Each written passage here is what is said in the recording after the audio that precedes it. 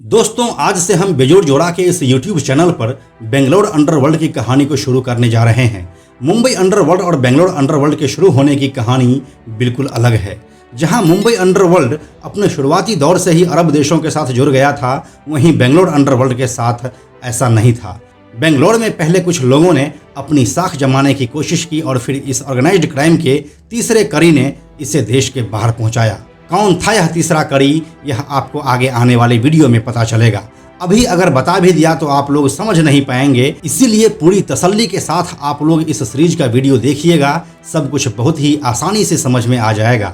आज हम मोटे तौर पर आपको बेंगलोर में अंडरवर्ल्ड के शुरू होने की कहानी बता रहे हैं। नमस्कार, मेरा नाम है प्रशांत और आप देख रहे हैं बेजोड़जोड़ा.com का यूट्यूब चैनल। यह कहानी शुरू होती है 60 के दशक के आखिरी सालों से। बेंगलोर शहर कुश्ती और पहलवानी के लिए विख्यात था। हालांकि उस समय तक इंडिया में अनेक प्रकार के खेल आ चुके थे, लेकिन कुश्ती अभी भी बेंगलोर के युवकों का सबसे पसंदीदा खेल बना हुआ था।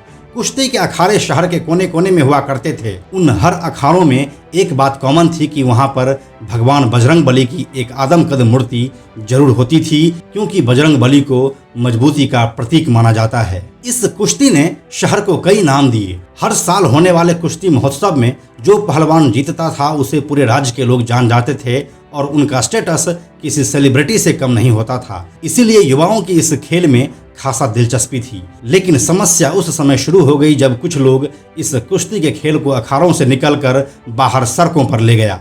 इसी में से एक नाम आता है मुने गौड़ा का।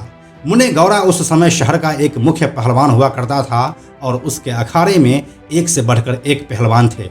इन सब के बदौलत मुने गौड़ा शहर में अपने बाहुबल का उपयोग करके आपसी झगड़े को सुलझाने लगे।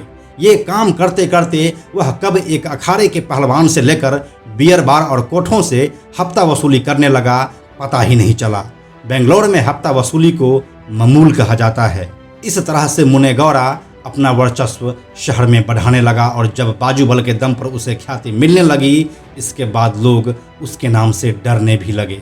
मुने गौड़ा इसी डर का फायदा उठाकर हर वह एक इलीगल काम करने लगा जो उसे 60 के दशक में बेंगलोर के अंदर बेहिसाब पैसा और बेशुमार ख्याति दिला रहा था। मुने गौड़ा अब शहर के उन लोगों में अपनी पहचान जोरों से बना रहा था जिसे शहर में कुछ इलीगल काम करना होता था। जाने अनजाने तौर पर अब वह इस शहर का डॉन बन चुका था। जाने अनजाने में ही इस शहर में एक ऑर्गेनाइज्ड क्राइम की नींव रखी जा चुकी थी और मुने गौड़ा इस शहर का सबसे पहला डॉन बन चुका था।